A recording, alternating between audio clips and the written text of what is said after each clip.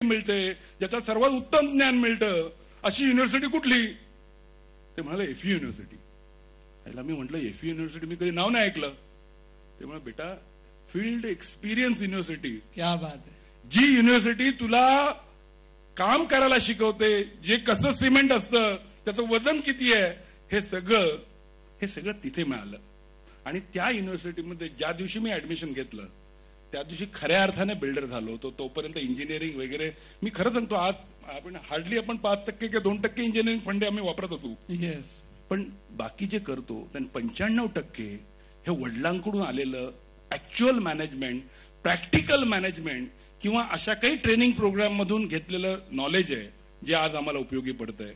आणि मी म्हणजे आता तुम्ही मला म्हटलं की त्यानंतर वडिलांच्या बरोबर माझं हे असताना बिझनेस कसा चालवायचा ह्याच्यावरून मतभेद झाले होते.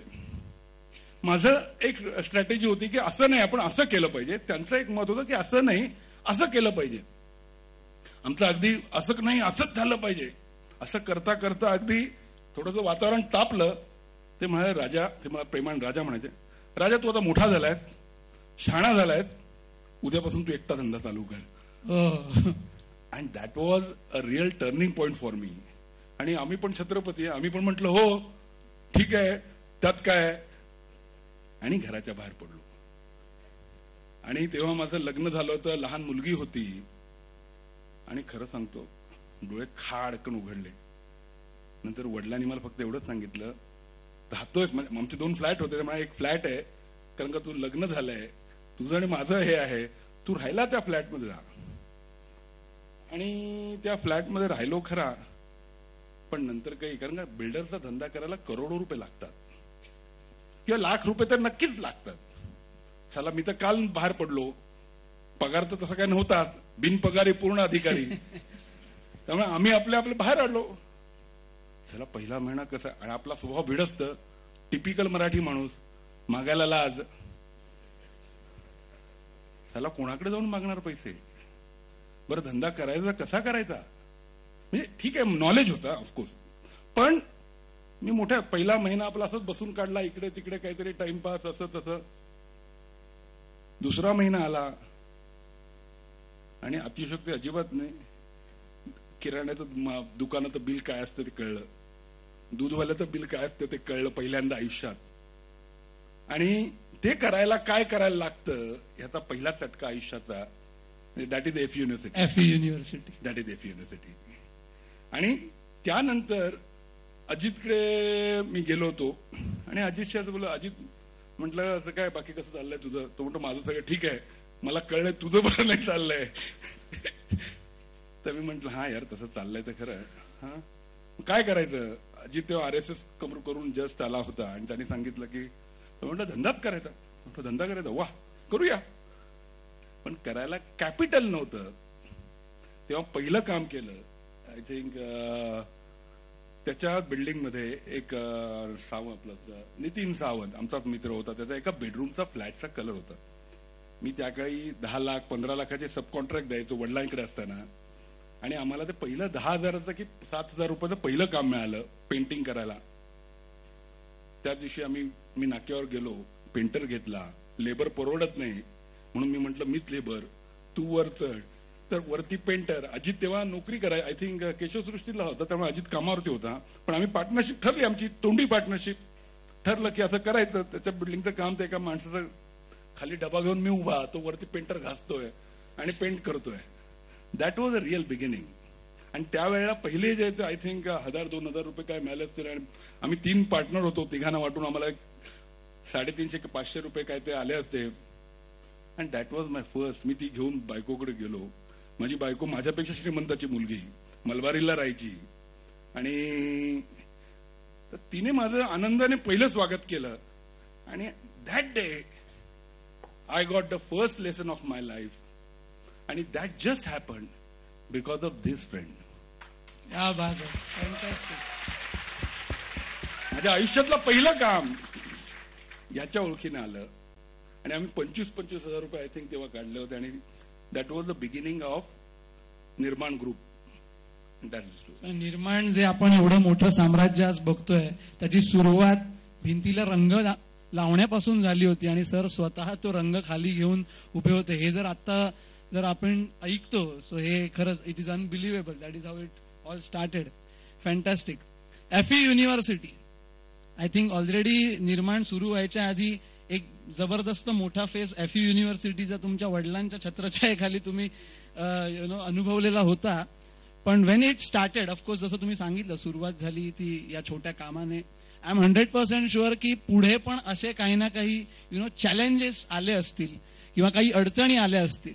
कारण बऱ्याच वेळेला जो व्यक्ती बिझनेसमध्ये उतरायचा विचार जरी करतो he thinks about what kind of challenges he is going to face. मग फायनान्स आला, मग कामं मिळणार की नाही, मग कॉम्पिटिशन कटथ्रोट आहे, मग आपल्या खिशात किती जाणार वगैरे वगैरे वगैरे. हे सगळे भरपूर अनुभव तुम्ही घेतलेले असतील. त्याच्याबद्दल सुरुवातीचा जो काळ होता, how you tackle those situation. सुरुवातीला आत्ता हे शब्द कळतात कॅश फ्लो वगैरे, पण सुरुवातीला कायम देणं आणि घेणं याच्यामध्ये मारामारीच असायची. आमचा पगार आम्हाला घ्यायला नाही मिळायचा. म्हणजे कित्येकदा आम्ही एकमेकांना म्हणायचो चला आपण म्हणजे कंपनी का चालवतोय, लोकांचे पगार द्यायला, आपल्या पगाराचं नाव नाही. आपल्या घरी बोंबाबोंब, लोकांचे पगार वेळेत गेले पाहिजेत. कारण आपली मराठी मानसिकता का, कारण ते लोक आपल्यावरती विश्वास ठेवून आपल्यावरती अवलंबून इथे आलेले आहेत. मग आपली देणी आली नाही आली तरी, माणसांनी परफॉर्म केलं नाही केलं तरी त्यांचा पगार पहिला. त्यामुळे अशा मानसिकतेत असल्यामुळे कॅश फ्लो हा नेहमीच प्रॉब्लेम होता. त्या कॅश फ्लोच्या प्रॉब्लेम मधून वर यायला आम्हाला बरीच वर्ष जायला लागली. आणि इतके प्रॉब्लेम म्हणण्यापेक्षा इतके चॅलेंजेस समोर होते की जसा प्रताप नायकवडी बाळा म्हणाला, सॉरी मी बाळा म्हणतो, पण त्यांनी असं म्हटलं, आम्ही तो बोरिवलीत प्लॉट घेतला, मग आमच्या करिअरची बिल्डर म्हणून सुरुवात झाली. हे पेंटिंग करता करता, इंटिरियर करता करता एक दिवशी नेरळला गेलो. नेरळला माझी एक मावशी राहते, तिचा प्लॉट होता नेरळ स्टेशनच्या समोर. फक्त 5000 स्क्वेअर फीटचा प्लॉट होता. तुम्ही नेरळला गेला असेल तर माहितीये तुम्हाला, माथेरानला गेला असेल तर नेरळच्या उजव्या हाताला माथेरान आहे, डाव्या हाताला सगळं रिकाम आहे. आणि ते जर आता भरलं ते निर्माण नगरीनेच भरलं आता नाही. आता म्हणजे ते लोक कधी नावं ठेवतात कॉन्क्रीट जंगल वगैरे. तेव्हा ते रिकाम होतं आणि तिथे एवढं गवत होतं की आमच्या उंचीपेक्षा जास्त गवत होतं तिथे. आणि प्लॉट होता स्टेशनच्या समोर, पण समोर जायला गेट नव्हतं, वाट नव्हती. त्यामुळे आम्ही त्या कंपाऊंडच्या वरून उड्या मारून जायचो. पण तो माझ्या मावशीचा प्लॉट होता. आणि मावशी असं म्हणाली, काका असं म्हणाले की अजित तुम्ही काहीतरी बिल्डर म्हणून चालू केलंय असं मला कळलं. कारण आमचं काम नसलं तरी आम्हाला लोकांना सांगायचो की आम्ही बिल्डर आहोत वगैरे. तर तुम्ही बिल्डर म्हणून काहीतरी चालू केलेलं आहे, तर माझा हा प्लॉट आहे, तर तुम्ही काय मला पैसे देऊ नका, मला 2 फ्लॅट द्या. एक देव माणूस भेटला जो म्हणाला पैसे नकोत. आम्ही म्हटलं ही चांगली संधी आहे. राजेंद्रला त्यातलं नॉलेज होतच. राजेंद्रने लगेच सांगितलं असं असं कॅल्क्युलेशन, एवढी कन्स्ट्रक्शन कॉस्ट येते, एवढं हे येतं तेवढं येतं, प्रॉफिट काय जास्त मिळत नाही, पण आपण चालू करूया. आम्ही म्हटलं चालू करूया, पण चालू करायला देखील कन्स्ट्रक्शनला पैसे पाहिजेत ना. तो म्हणाला नाही रे, क्रेडिट मिळतं. युनिव्हर्सिटी प्रॅक्टिकल होता की नाही, कॉन्ट्रॅक्टर असतो, मग त्याला प्लिन नंतर पैसे द्यायचे, मग स्लॅब नंतर द्यायचे, असं ते जर आपल्याला क्रेडिट मिळतं. म्हटलं हरकत नाही, पण मग बुकिंग वगैरे. तो म्हणाला बघूया आपण काहीतरी करू बुकिंगसाठी. मग आम्ही लोकांशी बोलायला सुरुवात केली. तर याचा एक मित्र होता, त्यावेळेला आर्किटेक्ट होता. तो आम्हाला म्हणाला, राजेंद्र म्हणाला चल आपण त्याकडे जाऊया, तो प्लॅन बनवून देऊया. कारण आर्किटेक्टला द्यायलाही पैसे नव्हते ना. त्याच्याकडे जाऊया, तो प्लॅन बनवून देईल. त्यांनी प्लॅन बनवून दिला. तो याला म्हणतो, राजू तुला माहितीये नेरळ कुठे आहे? म्हणाला हो. नाही, तू अंधेरीला राहतो, जुहूला. नेरळ म्हणजे बदलापूरच्या पुढे. आणि तुला माहितीये ह्याचे प्लॅन कुठून पास होतात? जिल्हाधिकारी रायगड म्हणजे अलिबाग. म्हणजे तुझी site Neral, plan passing Alibag, आणि तू राहतो अंधेरीला. म्हणजे तू किती वेळा जाणार आहे तिथे? काय हा प्रोजेक्ट वगैरे आतल्या लफड्यात पडू नको. कोण येणार नेरळला घ्यायला तुझ्याकडे? आणि तो साईट व्हिजिटला आला होता. तरी साईट व्हिजिट केली. पहिल्या त्या नेरळच्या साईट व्हिजिट मध्ये तो एवढा दमला की जाताना ह्याच्या हातात प्लॅन दिले. म्हणाला धन्यवाद, मला पैसे नाही दिलेत तरी चालेल, हा प्लॅन ठेवा, तुम्हाला हवा असेल तर पास करून घ्या, पण मी काय काम नाही करणार. तो निघून गेला. आता आमच्या समोर पुढचा प्रश्न, आता करायचं काय? शेवटी मग असं लक्षात आलं की आमच्या कॉलेजला असलेला एक मित्र आहे जोगी नावाचा, तो आता इंजिनियर झाल्यावर आर्किटेक्ट झाला, तो पनवेलला प्रॅक्टिस करतो, खूप वर्ष कॉन्टॅक्ट नव्हता, त्याला जाऊन शोधलं, रात्री 11:30 त्याच्या घरी पोहोचलो कसे बसे. तो म्हणाला काही काळजी करू नको, अलिबागवरून मी खूप प्लॅन पास करून घेतलेत, मला माहितीये काय असतं ते, आणि माझी कर्जत आणि त्या भागात बरीच कामं चालू आहेत, मी तुला गाईड करतो. सी आपला गोल पक्का असला ना की असे ते लोक भेटत जातात. फॅन्टॅस्टिक. त्यामुळे तो भेटला, त्याने कॉन्फिडन्स एकदम वाढवला आणि आमचे प्लॅन बिन पास झाले. मग बिल्डिंगचं भूमिपूजन करायचं ठरलं. इन बिन 12 फ्लॅट होते त्या बिल्डिंग मध्ये, त्यातले 2 मावशीला द्यायचे, राहिले 10 फ्लॅट. आमचं सगळं कॅल्क्युलेशन तर 10 फ्लॅटवर. आणि चांगली गोष्ट म्हणजे भूमिपूजनाच्या दिवशीच पहिल्या दिवशी 6 फ्लॅट बुक झाले. हे जे तेव्हापासून परंपरा चालू आहे ती अजून चालू आहे. भूमिपूजनला जर्दे फ्लॅट. भूमिपूजन नुसतं लोकांना कळलं की आता प्रोजेक्ट लॉन्च होतंय की बुकिंग चालू व्हायला लागतं. आणि मग त्याच पैशामध्ये परत रोल करत करत बिल्डिंग बांधली, त्या बिल्डिंग मधून दुसरी बांधली. ह्याची विजन एवढी मोठी होती ना की त्यावेळेला पण राजेंद्र तिथे लोकांना असं म्हणायचा, ज्यावेळी जंगल होतं, ज्यावेळेला जंगल होतं, आमची एकमेव बिल्डिंग बांधत होतो जिथे पाण्याचं कनेक्शन आलेलं नाहीये, रोड आलेलं नाहीये, इलेक्ट्रिसिटी आलेलं नाहीये, नुसतं आशा म्हणजे समोर स्टेशन दिसतं एवढीच आशा. तिथे हा म्हणायचा लोकांना, या पूर्ण एरियामध्ये निर्माण नगरी तयार होणार आहे. हो. आणि तुम्ही आता जाऊन नेरळला बघितलं तर जवळजवळ 25 बिल्डिंग रेडी झाल्यात. फॅन्टॅस्टिक. ही जी पुढची व्हिजन बघण्याची त्याची सवय आहे ना ती भयंकर आहे. आणि त्याच्यानंतर खरोखर असं होत गेलं की आम्ही एक एक प्लॉट घेत गेलो. आणि गंमत म्हणजे ते प्लॉट घ्यायलाही पैसे नव्हते, अगदी प्रामाणिकपणे सांगतो. आम्ही आमच्या लँडलॉर्ड्सना तयार केलं, कारण मावशीने फॉर्म्युला दिला. काय फॉर्म्युला दिला? पैसे नको, फ्लॅट दे. तर बार्टर सिस्टीम आवडली आपल्याला. बाकीच्या लँडलॉर्डनाही तयार करायला सुरुवात केली की तुम्ही कशाला लँड विकता, लँड तुमच्याकडेच ठेवा, त्याच्याऐवजी आम्ही ते बिल्डिंग बांधतो. कच्च्या मालाचं पक्क्या मालात रूपांतर झालं की अप्रिसिएशन जास्त चांगलं मिळतं, लँडच्या पैशाच्या पेक्षा डबल पैसे मिळतील. आणि ते ज्यावेळेला सक्सेस स्टोरीज बघत गेले, एक बिल्डिंग झाली, दुसरी झाली, त्यांचाही विश्वास वाढायला लागला. आज त्या पूर्ण भागामध्ये 20 ते 25 बिल्डिंग तयार झाल्यात. नेरळ स्टेशनवरून खाली उतरायला गेट तयार झालंय, रेल्वेने तिथे पायऱ्या केल्या, आता रेल्वेची तिकीट विंडो होणार आहे. एखादा एरिया कसा डेव्हलप होत जातो, एखादं मार्केट कसं डेव्हलप होत जातं, हे आम्ही त्यावेळेला नेरळ पासून हे पूर्ण अनुभवायला सुरुवात केली. हे करत असताना मग कधीतरी बोरिवलीला प्लॉट आला, कारण मुंबईत तर यायचं होतं, कॅपिटल नव्हतं. मग काय करायचं? चल बाबा तुझ्या बायकोचे दागिने दे, माझ्या बायकोचे दागिने दे, कधी सांगून कधी न सांगता, कारण कॅपिटल इंटेन्सिव्ह आहे. कॅपिटल इंटेन्सिव्ह इंडस्ट्री आहे, काय करू नाही शकत, पैसे तर सतत उभे करायला लागतात. असं करता करता करता एक दिवस असं लक्षात आलं, अरे बापरे 40 लाखाचं कर्ज झालं आणि 2% 4% कर्ज झाली, कारण आमच्या इंडस्ट्रीमध्ये ते चालायचं. आता याच्यातून बाहेर पडायचं कसं इथपर्यंत बऱ्याच अडचणी आल्या. ही किती सालची गोष्ट सर? ही 2002 पर्यंत. ओके, म्हणजे 95 ते 2002. तोपर्यंत अजून मुंबईमध्ये कामं सुरू झालेली नव्हती, डायरेक्ट चालू नव्हती झाली, पण थोडी थोडी म्हणजे जोगेश्वरी वगैरे भागात एका बिल्डिंगचं झालं होतं जरा चालू. ह्या बोरिवलीच्या आम्ही या सगळ्या प्रकरणातून बाहेर पडलो होतो नुसतेच, आणि जोगेश्वरीत काम चालू केलं होतं, अंधेरीत एक कॉन्ट्रॅक्ट मिळालं होतं. त्यामुळे असं ते 2002 सालापर्यंत, 95 ते 2002, म्हणजे तुम्हाला अतुलने शिकवलं असेल, पहिला साल गव्हाण का, दुसरा साल बराबरी का, तिसरा साल कमान का. आम्हाला ते 7वं वर्ष उजाडलं, कमान एकाला 7वं वर्ष उजाडलं. आणि त्यावेळेला अनेक वेळेला असा विचार आला, झक मारली आणि धंदा केला, त्याच्यापेक्षा नोकरी केली असती तर चांगलं झालं असतं.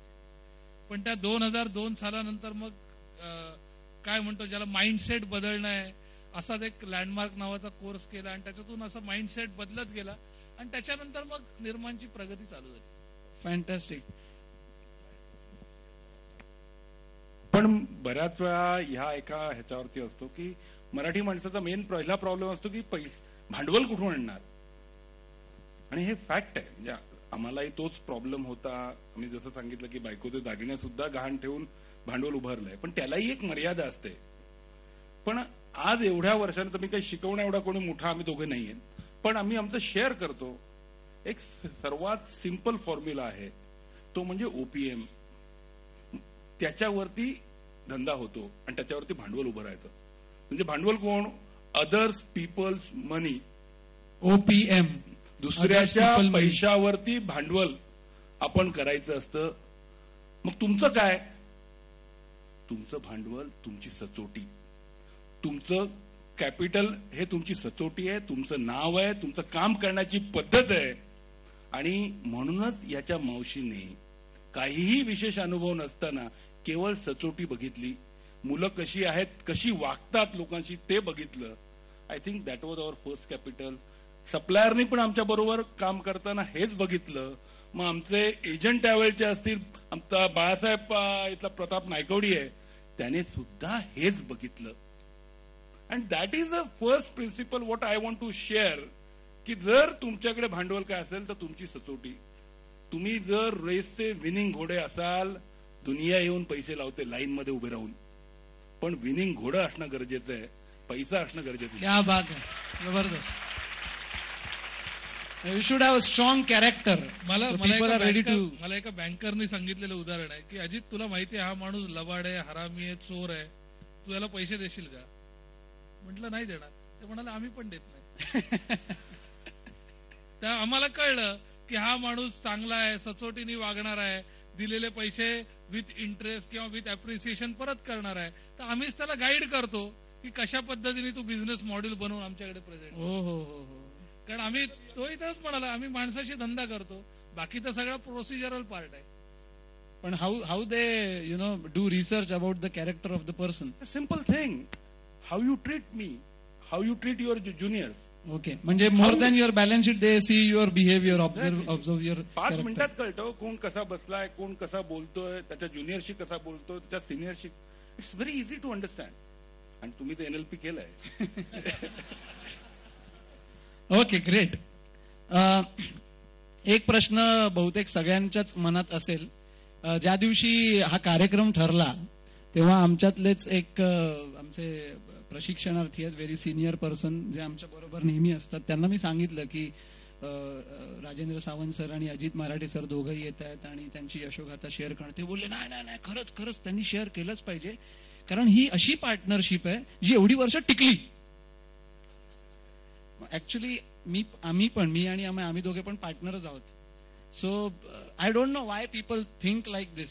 एकदा तर तुम्हाला एक प्रसंग सांगतो. एक जण मला ऍडमिशन घ्यायला आले होते आमच्या ऑफिसमध्ये आणि त्यांना माहिती नव्हतं की ही पार्टनरशिप फर्म आहे. आता प्रायव्हेट लिमिटेड आहे, पण त्यांना आधी माहिती नव्हतं पार्टनरशिप फर्म आहे. आणि चेक वगैरे द्यायच्या वेळी, म्हणजे ऍडमिशनचा चेक वगैरे द्यायच्या वेळेला त्यांनी आमच्या ऑफिसमध्ये फोटो बघितला आणि त्याच्यावर मी आणि अमेय होतं बॉर्न टू विनचे भागीदार, अमेय आणि अतुल राजोळी, उज्ज्वल निकम यांच्या बरोबर असा तो फोटो आहे. तर त्याने बघितलं, अरे पार्टनरशिप. मग त्याने मला विचारलं, एक सॉरी आम्ही तुम्हाला विचारतोय, मी पैसे तर भरतो इकडे, पण तुम्ही पार्टनर आहात, उद्या तुमच्यातच काय झालं तर आम्हाला कोण शिकवणार? म्हणजे that kind of paradigm people have about partnership. So how you dealt with it, किंवा याला अनुसरून कधी तुमच्या मनामध्ये म्हणा, I think it's a personal question, पण you can answer it better असं मला वाटतं. बेसिकली आपण काय करतो, आपल्याला हे शिकवलं गेलंय. परंतु मला तुम्ही एक सांगा, जेवढे मोठे लोक आहेत त्या प्रत्येकाने पार्टनरशिप केली आणि मोठा झालाय. आता तुम्ही मला कसं काय, तुम्ही मला सांगा, तुम्ही व्हेंचर करता म्हणजे काय करता? पार्टनरशिप करता. तुम्ही शेअर्स इश्यू करता म्हणजे काय करता? तुम्ही पार्टनर्स करता. तुम्ही डायरेक्टर्स घेता म्हणजे काय करता? तुम्ही पार्टनर्स घेता. आणि द मोमेंट तुम्ही अशी मोठी 1000 कोटीची कंपनी दाखवा ज्याचे शेअर्स लोकांकडे नाहीयेत, share holder can ask you in general body की हे कुठून घेतली, ही गाडी कुठून घेतली, हा मोबाईल का वापरतोय, ही इज युअर पार्टनर. आणि पार्टनरशिपची भीती कोणाला वाटते? ज्याचं मन स्वतःचा दुसरा फसवण्यासाठी तयार असतं. See, if you are clear, if your conscious is clear, तुम्हाला माहित आहे की मी हे असं करतोय, तर partnership is the only way to grow. मला तुम्ही एक मोठी कंपनी दाखवा ज्याचे शेअर्स नाही आहेत, ज्याचे पार्टनर्स नाही आहेत, ज्याचे डायरेक्टर्स नाही आहेत. If you have to grow, it's the only way, inevitable way. मग ती पार्टनरशिप मेंटेन करण्याचे काही नियम आहेत. म्हणजे तुम्हाला हे कळलं पाहिजे, जसं मी म्हंटल की पार्टनर्स निवडायच्या आधी माणूस निवडता आला पाहिजे. आणि माणूस म्हणजे we do business with people, not with papers. नाही हा किती शिकलाय, काय शिकलाय, that doesn't matter. I must understand. आमच्या दोघांची मैत्री हा आमचा बेस आहे. आम्ही पहिलीपासून एकमेकाला ओळखतोय. आमची मैत्री सर्वात महत्वाची आहे. पैसा काय, पैसा आम्ही आणलेले 25,000 रुपये कधीच खाऊन झाले, कधीच आमचे पगार घेऊन झाले. आणि आम्ही एक दोघांना नेहमी विचारतो, जेव्हा मोठा प्रश्न येतो की आपलं काय जाणार आहे रे, अजित म्हणतो आपलं काय आणलं होतं 25,000, तिथं घरी गेले, घालून काय जाणार आहोत घालणं. So we never fear. आणि दुसरं एक सांगतो, लोक पर्यायाने प्रयत्न करतात पार्टनरशिपमध्ये, काही स्वतःच्या हेतूसाठी किंवा काही एम्प्लॉई असतील, काही सप्लायर्स असतील, काही. तुमचं कम्युनिकेशन स्ट्रॉंग पाहिजे. 1-to-1 communication is very important. आणि आमची दोघांची एक सवय होती, आठवड्यातून एकदा तरी बसायचो आणि आम्ही दोघं ठरवायचो ना, ते वहीत लिहायचो की आपलं असं ठरलं आता, आणि हे करूया का, हे नको करूया का. आणि दुसरं स्ट्रेंथ ओळखता आली पाहिजे. म्हणजे आपण, मी तुम्हाला सांगितलं रॉजर हॅमिल्टनचा wealth dynamics. Yes, wealth dynamics. You should know your core values, किंवा तुमचं कोर डायनामिक्स काय आहे, तुमचं मेन स्किल कशात आहे. I am a creator. I can generate, I can give good ideas, I can vision, but I cannot execute. आणि हे मला माहिती आहे. जेवढं मला माहिती आहे तेवढं याला माहित आहे. आणि आम्ही त्या पद्धतीने कामं विभागलेली आहेत. अँड दॅट इज अ फंडा. आणि communication, communication, communication and communication. जर पार्टनरशिप करायचं असेल, जर तुम्हाला शेअर होल्डरना खुश ठेवायचं असेल, जर तुम्हाला बोर्ड ऑफ डायरेक्टरमध्ये डायरेक्टर्सना खुश ठेवायचं असेल, तर बोर्ड मीटिंगमध्ये तुम्ही कम्युनिकेट करता आलं पाहिजे. जनरल बॉडीमध्ये कम्युनिकेट करता आलं, 1-to-1 कम्युनिकेट करता आलं पाहिजे. आणि तुमचं कॉन्शियस क्लिअर असेल, अशी कुठली पार्टनरशिप जन्माला आली नाही जी तुटेल. What do you mean by communicate? Exactly काय कम्युनिकेशन झालं पाहिजे? आय मीन बेसिकली काय असतं की इश्यू असतो की बऱ्याच वेळा लोकांचं म्हणजे आपण इंटरपर्सनल रिलेशनशिपचा सिम्पल फंडा आहे की त्याच्या इगोला किंवा त्याच्या एखाद्या ह्याला he is not aware about it. Okay. बऱ्याच वेळा प्रश्न काय असतो की मला न विचारता तू निर्णय कसा काय घेतलास. ओके. म्हणजे तू मला कमी लेखतो का, बरं त्यातून झालेला असो फायदा, तरी पण तू मला कमी लेखतो का, मला गृहीत धरण्यात आलं, मला तुला गृहीत धरण्यात आलं का, याचा बऱ्याच वेळा. आणि तुम्ही बघा, जर नीट स्टडी केला असेल तर पार्टनरशिप किंवा मोठे धंदे किंवा मोठ्या घरातले वाद हे पैशापेक्षा अधिक इगोवरती तुटतात. आणि इगो जर संपवायचा असेल तर कम्युनिकेशन, नवरा बायको मधलं कम्युनिकेशन तुटलं तर डिवोर्स होतो. The same funda applies. It's an interpersonal relationship. It's not a business funda. It's a person-to-person relationship. आणि मला माहिती आहे की अजित कुठल्या वेळेला काय बोलेल, की अजितला एक माहिती आहे, अजितला बरेच वेळ सांगा, अरे नाही सावंत साहेबांना सांगून टाकलं. अच्छा सांगितलं, मग ठीक आहे झालं. सी बरं त्याला माहिती नसतं, पण त्यांनी सांगितलं ना, झालं, डन.